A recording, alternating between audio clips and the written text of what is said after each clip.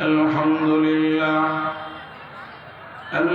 لله نحمده ونستعينه ونستغفره ونعوذ بالله من شرور أنفسنا ومن سيئات أعمالنا من يهده الله فلا مضل له ومن يضلله فلا هادي له ونشهد أن لا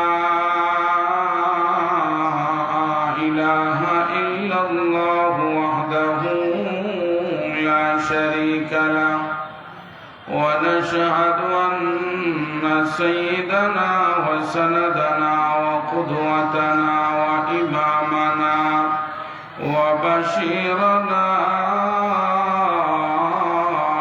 وأولانا ومولانا محمدا عبده ورسوله أرسله بالحق بشيرا ونذيرا وداعيا إلى الله بإذنه وسراجا منيرا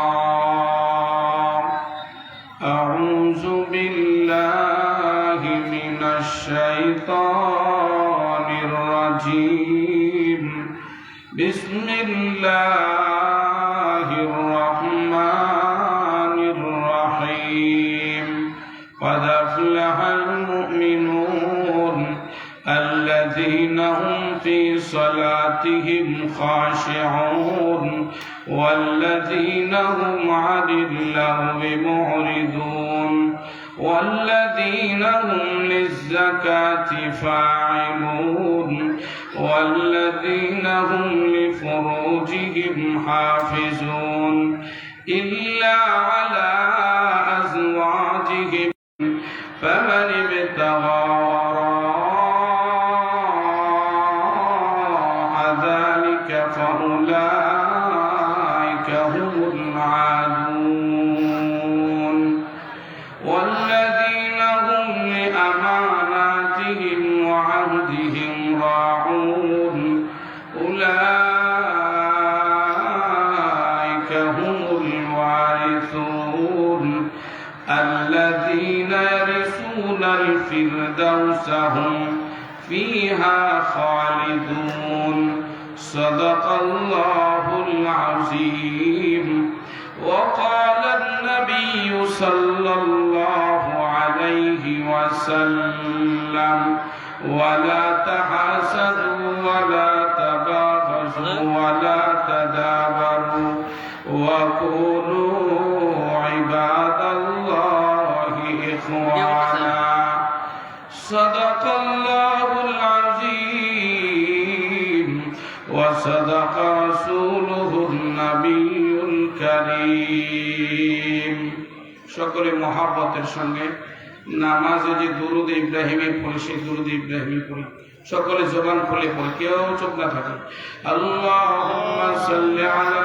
মুহাম্মাদিন ওয়া আলা আলি মুহাম্মাদ কামা সাল্লাইতা আলা ইব্রাহিম ওয়া আলা আলি ইব্রাহিম ইন্নাকা হামিদুম মাজিদ আল্লাহুম্মা বারিক আলা মুহাম্মাদিন ওয়া আলা আলি মুহাম্মাদ কামা বারাকতা আলা ইব্রাহিম ওয়া আলা আলি ইব্রাহিম ইন্নাকা হামিদুম মাজিদ জাগনা জাগলে अफलाके साया तले हशर तक सोना पड़ेगा खाकी साया तले पहाड़े उड़ जाएंगे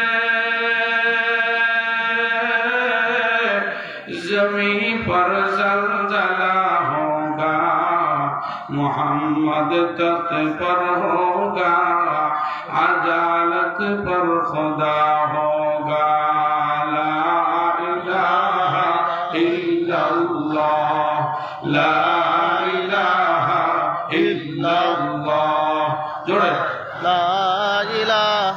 illallah, la ilaha illallah, la ilaha illallah, la ilaha illallah, la ilaha illallah, la ilaha illallah, la ilaha illallah, la ilaha illallah, la ilaha illallah। la ilaha Shafaat के इजाजत लेके जब आएंगे महशर में, गुनाहगार में दल होगा रसूलुल्लाह आते हैं। कब तक यूं जिए जाएगा गैरों के सहारे, कुछ जरा खोलो के देखो कुरान के पारे। अल्लाह अल्लाह अल्लाह अल्लाह अल्लाह अल्लाह अल्लाह Allah, Allah, अल्लाह अल्लाह अल्लाह अल्लाह अल्लाह अल्लाह अल्लाह Allah. ला इलाहा इल्लल्लाह मुहम्मदुर रसूलुल्लाह सल्लल्लाहु अला सय्यिदिना मौलाना मुहम्मदन अब्दुहु व रसूलुहु व सल्लम तस्लीमन कसीरन कसीरा। আলহামদুলিল্লাহ, ঐতিহ্যবাহী জামিয়া মুফিসিয়া ডিগ্রি চর মাদ্রাসা এতিমখানার উদ্যোগে 50তম বার্ষিক সভার সম্মানিত সভাপতি মঞ্চভূষ্ট হযরত উলামায়ে কেরাম এবং আজকের প্রধান অতিথি বিশেষ অতিথিবৃন্দ এবং সর্বস্তরের তৌহিদি জনতা, পর্দার আড়ালের অত্যন্ত শ্রদ্ধা মা ও বোনেরা, মহান মুনিব আমাদের সকলকে আজকের এই বেহেশতের টুকরা জালিসুর রহমানে যথা সময়ে আসার বসার তৌফিক নসিব করেছেন। এই জন্য সকলে কালিমাতুশ শুকর আদায় করে বলে আলহামদুলিল্লাহ। আলহামদুলিল্লাহ। আমার ভাইজানেরা, এখানে আমরা সকলে এসেছি হেদায়েতের লক্ষ্যে, যাতে করে আল্লাহ পাক আমাদেরকে উলামায়ে কেরামদের কোরআন সুন্নাহর আলোকে যে হেদায়েতি বয়ান করবেন, এই বয়ান থেকে আমি আপনি সকলে আসছি হেদায়েত পাওয়ার লক্ষ্যে। এই হেদায়েতের সবক নিয়ে এখান থেকে কে কে বাড়ি ফিরতে চায়? লিল্লাহে তাকবীর, লিল্লাহে তাকবীর, নারায়ে তাকবীর। আল কোরআনের আলো, আল হাদিসের আলো, আজকের সম্মেলন সফল হোক, সফল হোক, সফল হোক, সফল হোক। আজকের সম্মেলন। লিল্লাহে তাকবীর, আল্লাহু আকবার। আলহামদুলিল্লাহ। আমরা অতি অল্প সময় হল হযরত উলামায়ে কেরাম সকলেই এসে পড়বেন। আমি আপনাদের পরিচিত মুখ এবং আজকের মাহফিলের সহসভাপতি। আল্লাহ তাআলা আমাদের সকলকে এই মুবারক মজলিসে আসতে পেরে আমরা খুশি না বেজা? খুশি। আজকে মনে করি হযরত মুফিজউদ্দিন রহমাতুল্লাহি আলাইহির রূহানী সন্তানেরা এখনো এই ইসলামপুরে, জামালপুরে জীবিত আছে। জুড়ে বলেন কথা ঠিক কি ঠিক না? ঠিক। আমাদের আকাবের আউলিয়ায়ে কেরাম শামসুল হক ফরিদপুরি রহমাতুল্লাহি আলাইহি, হযরতে হাফিজ হুজুর রহমাতুল্লাহি আলাইহি, হযরতে পীরজি হুজুর রহমাতুল্লাহি আলাইহি, হযরতে আল্লামা আজিজুল হক সাহেব রহমাতুল্লাহি আলাইহি, মুজাহিদে মিল্লাত আল আযম হযরতে মুফতি আমিনী রহমাতুল্লাহি আলাইহি, শাইখে চরমুনাই সহকারে শাইখে বাগা, শাইখে কাতিয়া, নুরুদ্দিন গওহরপুরি এবং আমাদের এই খাল পারে যিনি শুয়ে আছেন মফিজউদ্দিন রহমাতুল্লাহি আলাইহি, ওনাদের একটাই মিশন ছিল এই পৃথিবীতে আল্লাহকে বন্ধু বানিয়ে মাওলায় পাকের ডাকে কলেমা নিয়ে যেতে হবে। তাদের এই মিশন বাস্তবায়ন করতে ওনাদের ইচ্ছে ছিল গোটা বাংলাদেশের প্রতিটি ঘরে ঘরে, প্রতিটি মহল্লায় মহল্লায়, প্রতিটি পাড়ায় পাড়ায় কুরআনী মক্তব এবং দ্বীনি দুর্গা কওমি মাদ্রাসা কায়েম করে বাতিলের মুখে তালা লাগাইতে হবে। জোরে বলেন কথা ঠিক কি ঠিক না? এই জন্য গোটা পৃথিবীতে যত ধরনের তাগুতি শক্তি আছে এরা কোরআনের তিলাওয়াত শুনলে এদের মাথা খারাপ হয়। জোরে বলেন কথা ঠিক কিনা? ও দোস্ত, আমি বয়ানের শুরুতেই একটা কথা বলবো, মানুষ দুই ধরনের। মানুষ কয় ধরনের? একটা হলো মানুষ আর একটা হলো অমানুষ। বলেন একটা কি আরেকটা কি? আওয়াজ করে বলেন একটা কি আরেকটা কি? অমানুষ। একটা প্রশ্ন আমি আপনাদের খেদমতে আরজ করব। এই পৃথিবী যখন ইসরাফিল আলাইহিস সালাতু ওয়াস সালাম, যার সিংহার সামনে গোটা পৃথিবীটা একটা সরিষার দানা সমপরিমাণ, এই ইসরাফিল আলাইহিস সালাতু ওয়াস সালামকে আল্লাহ যেদিন অর্ডার দিবেন, ইসরাফিল আল কারিয়াতু মাল কারিয়া ওয়া মা আদরাকা মাল কারিয়া, ও ইসরাফিল তুমি তোমার সিংহায় ফুৎকার দিয়ে দাও। যেই ফুৎকারের বহিঃপ্রকাশ ঘটবে, ইজা জুলজিলাতিল আরদু জিলজালাহা ওয়া আখরাজাতিল আরদু আসকালাহা ওয়া ক্বালাতিল ইনসানু মা লাহা। ও দোস্ত, ইসরাফিলের সিংহায় ফুৎকার দেওয়া অবস্থায় কৃষক তার ফসলি মাঠে চুপচাপ কাজ করতে থাকবে, কানে আওয়াজ শুনবে, আওয়াজ বাড়তেছে। দর্জি তার কাপড় সিলাইতে থাকবে, আওয়াজ শুনতে থাকবে, একটা বিকট আওয়াজ বাড়তেছে। আমার দোস্ত, গর্ভধারিণী নারী তার সন্তানের বাচ্চা পর্যন্ত তীব্রতায় প্রসব হয়ে যাবে। এমনকি দোস্ত, অতাকুনুল জিবালু কাল ইহনিল মানফুস, এই দুনিয়ার প্রত্যেকটা সবচেয়ে শক্তিশালী জায়গা এই দুনিয়াটা পানির উপরে ছিল। আল্লাহ পাক রব্বুল আলামিন ওয়াজআলনাল জিবালা আওতাদা, পাহাড়কে প্যারাক হিসাবে বানিয়ে দেয়া এই দুনিয়াটাকে স্থির করে দিলেন। এই ইসরাফিল আলাইহিস সালাতু ওয়াস সালামের সিংহায় ফুৎকার দেওয়ার কারণে এই পাহাড়গুলো ধুলিত তুলার মতন উড়তে থাকবে, মানুষগুলো ফড়িংয়ের মতন উড়তে থাকবে। ও দোস্ত, এই জমিন ফেটে চৌচির হয়ে যাবে। আল বাহরিল মাসজুর, চন্দ্র সূর্য একটা আরেকটার কক্ষপথে ঢুকে গিয়ে জমিনে যখন ছিটকে পড়বে, জমিনের মধ্যে আগুন লেগে যাবে, মানুষগুলা চিৎকার করবে, ইয়াকুলুল ইনসানু ইয়াওমাইদিন আইনাল মাফার, আজকে বলাবার জায়গা নাই, কোথায় যাব রে? মহান রব্বে কারীম ফরমান, ইয়াওমাইদিন তুরাদুনা লা তাখফা মিনকুম খাফিয়া, এই পৃথিবী তার সমস্ত ঘটনাগুলো বলে দিবে। এমনকি খনিজ দ্রব্য যত হীরা মণি মুক্তা ডাইহাত এবং যত খনিজ সম্পদগুলো ছিল সবগুলো জমিনে উগলিয়ে বের করে দিবে। মানুষ চিন্তা করবে, স্বর্ণের ভারের জন্য আর সম্পদের জন্য আপন ভাইকে খুন করেছিলাম, মাকে, বৃদ্ধা মাকে সম্পদের জন্য আমি গলা টিপে হত্যা করেছিলাম, আজকে যে সম্পদ আমার পায়ের সাথে লাগছে, সম্পদের তো নেশা নাই, না জানি আমার হিসাবটা কিরকম হয়। জোরে বলেন কথা ঠিক কি ঠিক? তাহলে বোঝা গেল ইসরাফিল আলাইহিস সালাতু ওয়াস সালাম যখন সিংহে ফুৎকার দিবেন তখন এই পৃথিবীতে মানুষ থাকবে, মানুষের উপরে কিয়ামত হবে। জোরে বলেন কথা ঠিক কিনা? তার প্রশ্ন আপনাদের খেদমতে, যদি আল্লাহ এই পৃথিবী বানাইছেন মানুষের জন্য, আল্লাহ রাসূল ফরমান ইন্নাদ দুনিয়া খলিকাত লাকুম, এই পৃথিবীটা তৈরি করা হয়েছে মানুষের জন্য।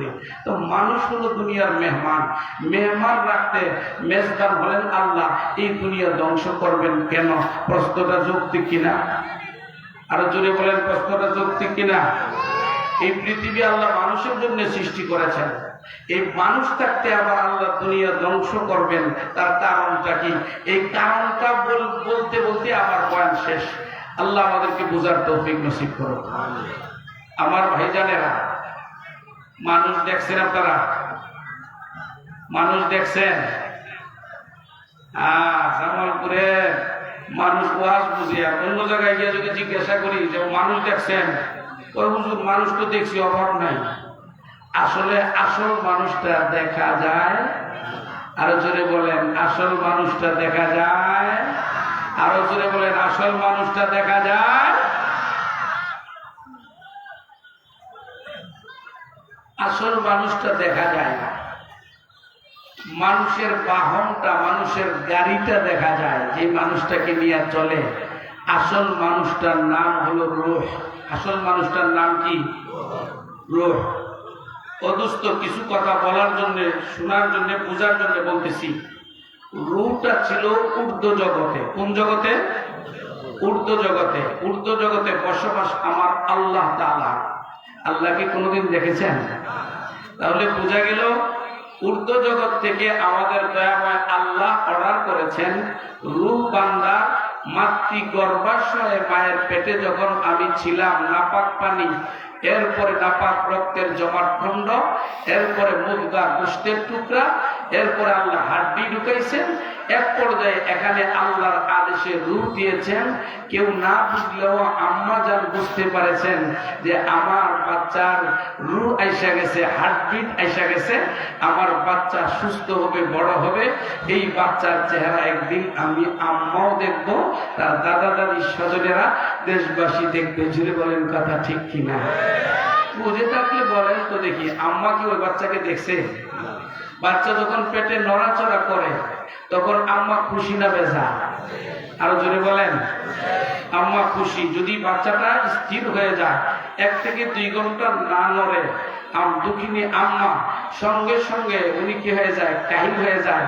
মনের দুঃখে না জানি আমার বাচ্চার পেটের ভিতরে কোনো সমস্যায় পড়ে গেছে, নাকি আমার ছোট বাচ্চা বাবু পেটের ভিতরে অক্সিজেনের অভাবে পড়লো, না আমি যে আজকে একটু কাজ করেছি, কাজের ভারে আমার বাচ্চার উপর প্রেশার পড়ে বাচ্চাটা কি নষ্ট হয়ে গেল কিনা, মা দুঃখিনী কাঁদে। কিন্তু এখনো আম্মা জান আমাদের ওই বাচ্চাটাকে দেখে নাই। না দেখেও আম্মা জানের দিলের মধ্যে এত ভালোবাসা দিয়েছেন কে? আল্লাহ। আরো জোরে বলেন কে? আল্লাহ। ও আল্লাহ ঊর্ধ্ব জগতে বসবাস। আল্লাহ পাকের বসবাস কোথায়? আল্লাহ নিজে ফরমান, আল্লাহুম্মা আলাল আরশি ইস্তাওয়া।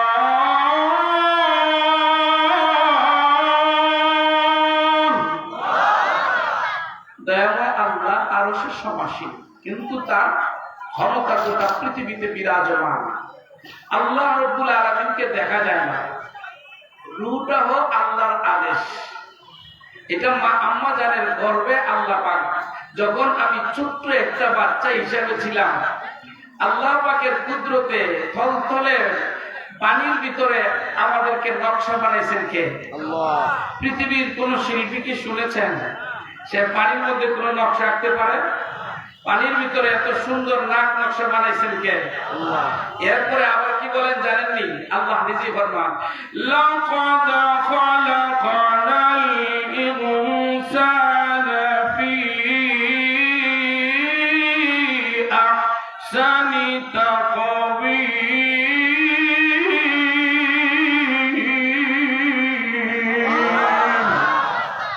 আমার মালিক বলে, তুমি যেই রঙেরই হও না কেন, ইরাকের মানুষের আবার লাল কালারের, ইয়ামানের মানুষগুলো হয় হলুদ লাল, সৌদি আরবের হয় নানান ধরনের, বাংলাদেশ এবং সুদানি মানুষ হয় কালো আকৃতির, সৌদি আরবের পাশাপাশি যত রাষ্ট্র আছে পাকিস্তানিরা দোনো ধরনের। হ্যাঁ, এই এত রঙের মানুষ যেই রঙের হোক না কেন, আম্মার কাছে যেই বাচ্চাটা দেখতে সবচেয়ে কালো দেখতে ভালো লাগে না, এটা আম্মার কলিজায় ওই বাচ্চাটা সবচেয়ে ভালো লাগে। জোরে বলেন কথা ঠিক কি? আমার মহান কুদরতওয়ালা মালিক ডেকে বলে, বান্দা রে, এই পৃথিবীর জমিনে, পৃথিবীতে আমি আল্লাহ তোমাদেরকে যা কিছু সৃষ্টি করে দেখাইলাম, আমি আল্লাহ এক একটা সবুজ বাগান, সবুজ দৃশ্যগুলো পৃথিবীকে আমি আল্লাহ যত সবুজ জগৎকে সুন্দর করে সুশোভিত করে সজ্জিত করেছি রে বান্দা, তোমরা যে গোলাপের বাগানের দিকে তাকাইলে চোখটা ফিরিয়ে আনতে মনে চায় না, এবং নদীর পাশে লাল গোলাপ, সাদা গোলাপের ফুটন্ত ফুলগুলা দেখতে মনে চায়, ফিরে আসে না। চিড়িয়াখানার জানোয়ার হরিণগুলো দেখলে বড় মায়া লাগে, এবং পৃথিবীর সমুদ্র সৈকত গুলাকে উত্তাল তরঙ্গ ঢেউ দেখতে বড় ভালো লাগে। আমি আল্লাহর কুদরতের নজরে সমস্ত পৃথিবীর সৌন্দর্যের চেয়ে হাজার কোটি কোটি মাখলুককে আমি আল্লাহ নিজ কুদরতের হাতে আমি আল্লাহ অর্ডার দিয়ে বানাইছি। কিন্তু গোটা পৃথিবীতে মানুষ তোমরা জেনে রাখো, আমি আল্লাহ তোমাদেরকে সব চাইতে এমন আদরওয়ালা মডেলে তৈরি করেছি, পৃথিবীর সমস্ত মাখলুকের দৃশ্য থেকে মনকারিনী হোক মনহারিনী হোক, সব চাইতে বেশি আমার আল্লাহর কুদরতি নজরে তোমাদের মানুষের চেহারাগুলা আমি আল্লাহর কাছে সবচেয়ে সুন্দর লাগে। এই জন্য দোস্তরে আমার আল্লাহ রাব্বুল আলামিন প্যারে পয়গম্বরের জবান দিয়ে ফরমান খালাকাল্লাহু আদম বিসূরাতিহি, আল্লাহ আদমকে নিজ কুদরতের হাতে গোটা শরীরটা ফেরেশতাদেরকে দিয়া বানাইছেন। আল্লাহ নিজের হাত দিয়া এই মুখমণ্ডলের চেহারাটাকে বানাইছেন, কারণ এই চেহারাটা আল্লাহর কুদরতের নজরের সামনে সকল দৃশ্যের সুন্দর দৃশ্য আর মনহারিণী মনকারিণী মনোনয়নবিরাম দৃশ্যের চেয়ে মানুষের চেহারাটা আমার আল্লাহর কাছে সবচেয়ে সুন্দর লাগে। চিল্লায়ে বলেন আল্লাহু আকবার কাবীরা। মানুষ সুন্দর করে বানাইছেন কে? আল্লাহ। তার কাছে সুন্দর লাগেনি? আল্লাহ আমাদেরকে সবচাইতে শ্রেষ্ঠ বানাইছেন, শ্রেষ্ঠ থাকার তৌফিক দান করুক সকলে বলে আমিন। এখন খেয়াল করে শুনতে হবে, একেবারে আমার দিকে সকলে নজর করে শুনতে থাকেন, ডানে বামে তাকাইলে কথা হারায় গেলে বুঝবেন না। এই জন্য বলতেছি, আমাদেরকে আল্লাহ পাক রব্বুল আলামিন আমাদের মাতৃগর্ভে আমাদের বডিটা তৈরি হয়েছে। এই বডিটা বানাইছেন আল্লাহ চারটা জিনিস দ্বারা। কয়টা জিনিস দ্বারা? বলেন কয়টা জিনিস দ্বারা? বলেন আগুন, পানি, দুইটা একটার সাথে মিল আছে না বিপরীত? বিপরীত। মাটি, বাতাস, দুইটা কি এক না বিপরীত? মাটির কাজ স্থির থাকা আর বাতাসের কাজ খালি দৌড়ানি। মানুষের আল্লাহ কোরআনে ফরমান, খালাকাল ইনসানা মিন সালসালিন কাল ফাখখার। আল্লাহ চারটা উপাদান দিয়ে মানুষ বানাইছে, কিন্তু আগুন, পানি, মাটি, বাতাস, এই চারটা উপাদান, চার জিনিসের মধ্য থেকে সবচেয়ে বেশি অংশ হলো মাটি।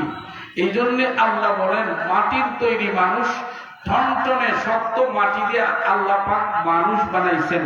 বাবা আদম আলাইহিস সালামের গোটা স্ট্রাকচারটাকে যখন আল্লাহ তৈরি করেছেন, ইবলিসকে যখন ঢুকার কথা বলছেন, তখন ঢুকতেই যায় দেখে এটার ভিতরে কিছু নাই। আল্লাহর কুদরতে যখন আল্লাহর অর্ডারে রূহ আইসা গেল, তখন আদম আলাইহিস সালামের চোখ এভাবে তাকানো শুরু করে দিল, ব্রেন কাজ করা শুরু করে দিল, হাতে ধরার ক্ষমতা আসলো, পায়ে হাঁটার ক্ষমতা আসলো, কলিজার পাশে আশেপাশে সমস্ত জায়গায় আল্লাহর কুদরতের জায়গায় জায়গায় যা দরকার সবকিছু সেটিং হয়ে গেল। হাত পিঠের আল্লাহর কুদরতের নড়াচড়া শুরু করে দিলে। জোরে জোরে বলেন সুবহানাল্লাহ। বাবা আদম আলাইহিস সালামের পরে যত মানুষ আমরা মাতৃ গর্ভ জগৎ থেকে এসেছি, আমাদেরকে আল্লাহ মাটির স্ট্রাকচার আগে তৈরি করেন নাই। আস্তে আস্তে করে আল্লাহ পাকের কুদরতে আগুন, পানি, মাটি, বাতাস, এই তিনটার সংমিশ্রণে মাতৃ গর্ভতে আল্লাহ যেদিন আমাদেরকে ঊর্ধ্ব জগৎ থেকে আল্লাহ অর্ডার করলেন, রূহ আমরে রব, আমি রব আদেশ করছি, তুমি যে অমুক দেশের অমুক মেয়ে গর্ভধারিণী মেয়েটার অন্তরের কাছাকাছি পাশাপাশি তার একেবারে বাচ্চা দানিতে গিয়া ঢুইকা যাও, রহমতের ফেরেশতারা জায়গা মতো নিয়ে সেটিং করে দেয়। জোরে বলেন সুবহানাল্লাহ। এই বাচ্চার যখন হার্টবিট আসে, বলতেছিলাম মা খুশি না বেজা? আর আওয়াজ করে বলেন, মা কি এই গর্ভের বাচ্চাটা দেখছে? দেখে নাই। ও দোস্ত, বুঝার জন্য বলছি, আল্লাহকে যেমন দেখা যায় না, ঊর্ধ্ব জগৎ থেকে রূহটা আল্লাহ দুনিয়ার জমিনে পাঠাইছেন, এই রূহটাও দেখা যায় না। এখন বুঝেন, রূহ আরেকটা হলো বডি। এই রূহটা পৃথিবীর কোন মানুষ দেখছেন? আওয়াজ করে বলেন, রূহ কেউ দেখছেন? দেখা যায়, ধরা যায়, ছোঁয়া যায়। কারণ রূহটা কার আদেশ? আল্লাহ নিজে ফরমান, ইয়াসআলুনাকা আনির রূহ কুলির রূহু মিন আমরি রাব্বি।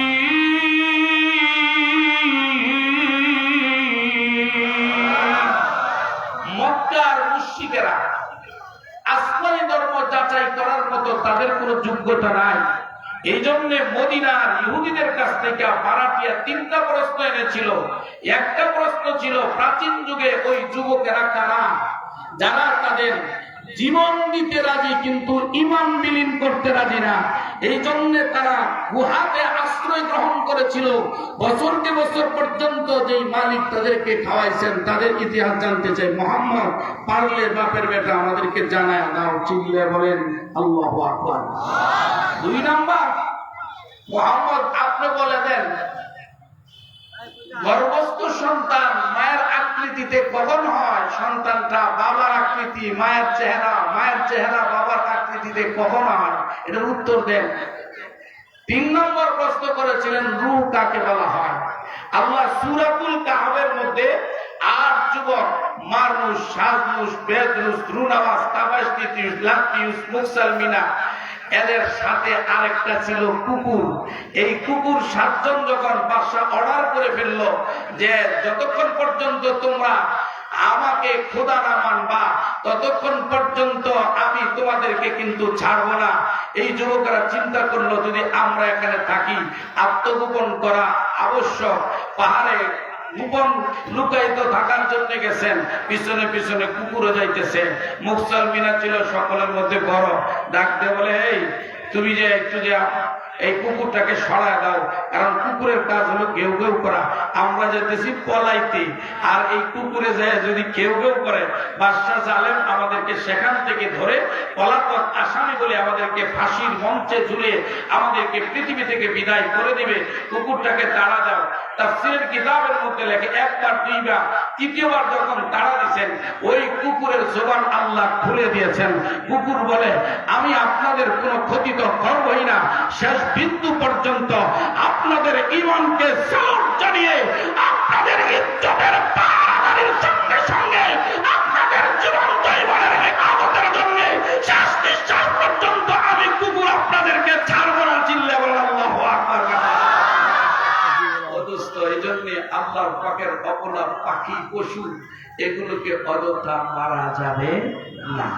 কুকুর যদি ঘরের এমন জায়গায় থাকে যে জায়গাতে কুকুরটা কে না তাড়াইলে কোনো অসুবিধা নাই, তাহলে ওইটাকে না তাড়ানোটাই ভালো। জোরে বলেন কথা ঠিক কিনা? বিনা প্রয়োজনে তাকে লাঠি দিয়ে আঘাত করা, তাকে মারা কোনোভাবেই শরীয়তে বৈধ না। 2 নাম্বার, যে সন্তানেরা মায়ের আকৃতিতে কখন হয়, বাবার আকৃতিতে কখন হয়? কয়, মাতৃ গর্ভাশয়ে মায়ের বাচ্চা দাঁড়িয়ে যদি আম্মার নাপাক পানিটুকু আগে পৌঁছে তাহলে সন্তানটা মায়ের আকৃতিতে হয়। আর যদি বাবার নাপাক পানিটুকু আগে যে পৌঁছে মায়ের গর্ভাশয়ে বাচ্চা দাঁড়িতে, ওই সন্তানটা মায়ের আকৃতিতে হয়। ওই হুজুর দিলেন তো বেশ লাগায়া। আমাদের তো এমন কিছু কিছু ছেলে মেয়ে আছে, এটা মারও কোনো আকৃতি দেখি না, বাবারও কোনো আকৃতি দেখি না। তাহলে হুজুর এটা হইল কোথেকে? জোরে কোন পেস লাগছে না ছুটবে? লাগছে, এখনই ছুটায় নেন। এই বাচ্চা যদি গর্ভাশয়ের সন্তান, মায়ের সাথে বাবার আকৃতির সাথে চেহারার মিল হওয়া জরুরি না, কোনো না কোনো দিক দিয়ে মিল তালাশ করলে পাইবেন। একটা ছেলে কোনো দিকটা মা বাবার আকৃতির সঙ্গে মিলে না, কিন্তু বাবার হাঁটার সঙ্গে তার হাঁটা মিলে, বাবার চোখের সঙ্গে তার চোখ মিলে, বাবার হাসির সঙ্গে তার হাসি মিলে।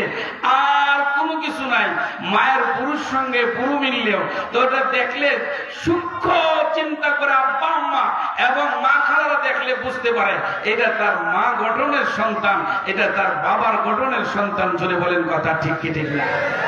আল্লাহ রাসূল যখন দুইটার জবাব দিয়ে ফেললেন, মক্কার মুশরিকরা চিন্তা করে মদিনা থেকে বারাটিয়া প্রশ্ন আনলাম, এটার উত্তর দুইটা তো দিয়ে ফেলাইলো, আরেকটা মোহাম্মদ দিতে পারে কিনা, এটা মনে হয় পারত না। নবীজিকে প্রশ্ন উত্তর শিখে দিলেন কে?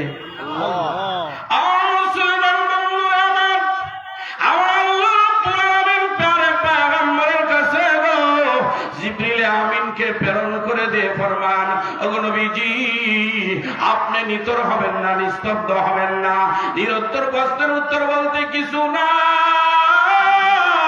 আমি আল্লাহ হলাম আলিম, আমি আল্লাহ হলাম হাকিম, আমি মহাজ্ঞানী, আমি মহাপ্রজ্ঞাবান, আমি আলিম, আমি আল্লাহ জানি কি প্রশ্নটা করবে তারা, আমি আগাম তার উত্তরও জানি।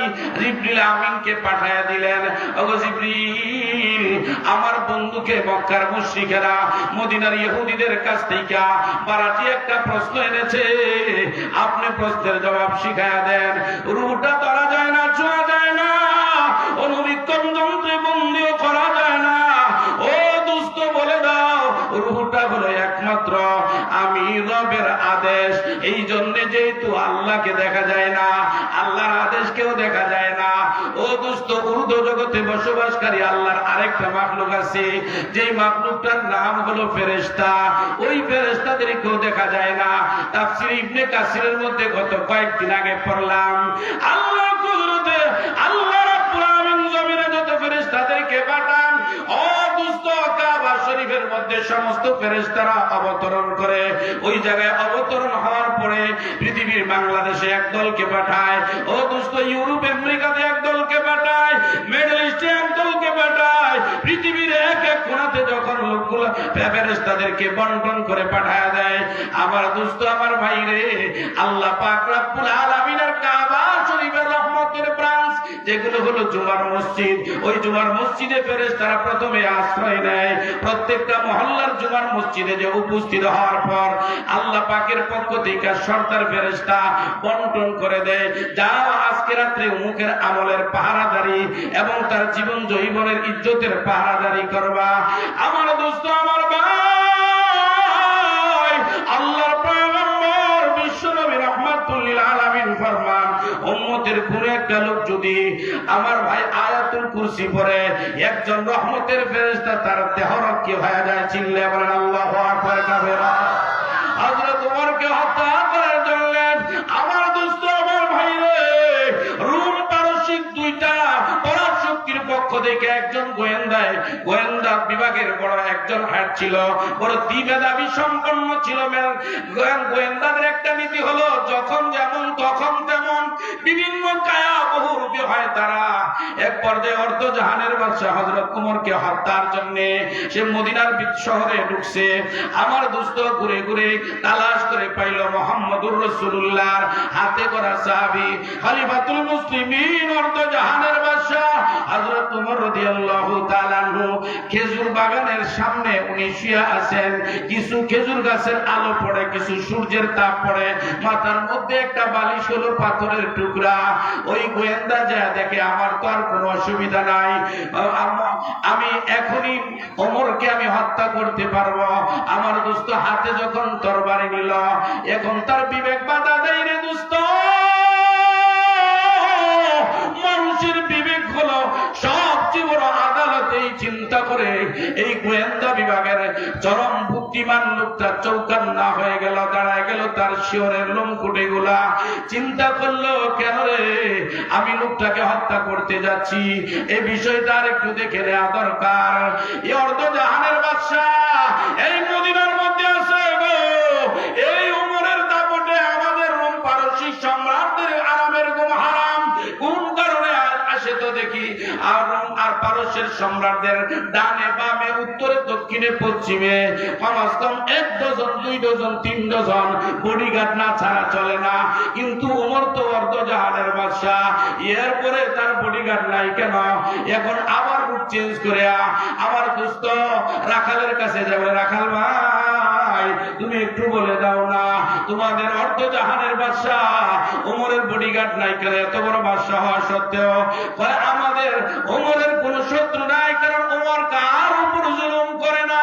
ও দোস্ত, ধনী ধনী মানুষগুলার কাছে কাছে যায় বলল, কৃষকের কাছে কৃষকের বেশ ধরে গিয়ে বলল, পুরা মদিনার মধ্যে 3 দিন 3 রাত ওই গোয়েন্দা আরো সময় কাটাইল, কাটায় চিন্তা করে সকলের কাছে শুনলো একই কথা, আমাদের ওমরের এই মদিনার জমিনে একজন শত্রু নাই, কারণ এই ওমর মানুষের উপকার করে, বিন্দু পরিমাণ ক্ষতি করে না, এই জন্য ওমরের কোনো বডিগার্ড লাগে না। এই লোকটা চিন্তা করলো যে লোকটার মধ্যে এত ইনসাফ আছে, তার এলাকার লোকেরা, তার সমাজ, তার দেশ ও জাতি তার এত ভালোবাসে, ওই লোকটাকে আমি মানুষত্ব বোধ থাকলে কিভাবে হত্যা করতে পারি। সকালবেলা ঘুরে মসজিদে নবীর ডানে বামে ঘুরতেছে, খলিফাতুল মুসলিমিন ওমর আসতেছে, আমার দোস্ত আমার ভাই, ওই গোয়েন্দা দেখে ওমরের চোখে পানি, হযরত ওমর আল্লাহ পাকের জিকির করতে করতে বের হইতেছে, ওমরের কাছে গেল, জিজ্ঞাসা করলো আপনি কে? হযরত ওমর ওই লোকটাকে ডাকতে বললো, আপনি কে? বলে আমি অনেক দূর থেকে মুসাফির এসেছি। হযরত ওমর বলে মদিনায় থাকবেন কিনা? হ্যাঁ আমি মদিনায় থাকার নিয়তে আছি। হযরত ওমর বলে যদি মদিনায় থাকার ইচ্ছা থাকে তাহলে আপনি 3 দিন পর্যন্ত আমার ঘরের মেহমান হবেন। ধরে বলেন আল্লাহু আকবার কাবীরা। মুসলমান বন্ধু আমার, হযরত ওমরের ঘরে ওমরের শিরচ্ছেদ করার মতো এমন গানের শত্রু পানের শত্রুকে 3 দিন পর্যন্ত আমার দোস্ত মেহমানদারি করালেন। এই লোকটা হযরত ওমরের কাছে এসে বলে, ওমর জীবনে যত অন্যায় করেছি, অপরাধ করেছি, আর দ্বিতীয়টা পৃষ্ঠাতে অন্যায় কথা লেখাইতে চাই না। আবু খলিফাতুল মুসলিমিন ওমর, আজকে আপনার কাছে তওবা করে যে উদ্দেশ্য প্রণোদিত অবস্থায় আসছিলাম, রোম পারসিক সম্রাট আমাকে বড় ধরনের উপঢৌকন দিবে, বড় ধরনের পুরস্কৃত করবে, আপনাকে হত্যা করার জন্য গত 4 দিন আগে গিয়েছিলাম। আমি যখন দেখি অর্ধ জাহানের বাদশার কোন বডিগার্ড নাই, এই লোকটার দিলের মধ্যে আছেটা কি? আমি পাইলাম ন্যায় নীতি ইনসাফ আর আদর্শের এক মুক্ত প্রতীক। আপনি কিভাবে অমর হয়েছেন? ওই লোকটার কথা শুনে বলে, আমি মুহাম্মদুর রাসূলুল্লাহ সাল্লাল্লাহু আলাইহি ওয়াসাল্লামের দরবারে আমিও ছিলাম, ওমর বিশ্ব সন্ত্রাসী ছিলাম, কিন্তু আমি আল্লাহর কোরআনের সংস্পর্শে আইসা বিশ্ব নবীর সুহবতে আমি আদর্শ মানুষ হইতে পেরেছি। চিল্লায়া বলেন আল্লাহু আকবার কাবীরা। দুনিয়ায় আদালত মে তেরা নাম রহেগা, उमर फारूक तेरे नाम से इस्लाम रहेगा, दुनियाए शुजाअत में तेरा नाम रहेगा, दुनियाए शुजाअत में तेरा नाम रहेगा, उमर फारूक तेरे नाम से इस्लाम रहेगा। ও মুসলমান বন্ধুরা আমার, বলতেছিলাম রুটা কার আদেশ? সকলে বলেন কার আদেশ? কোরআনের শব্দের অর্থ বলেন আমার রবের আদেশ। বলেন সবাই বলেন আমার রবের আদেশ। রুটা কি ধরা যায়? তো এটা আসল মানুষ, আসল মানুষের নাম কি? তাহলে 4-5টা পার্থক্য বলবো। এই দেহটা আল্লাহ কয় জিনিস দ্বারা বানাইছেন? 4টা। রুহটা মাটি দিয়ে বানাই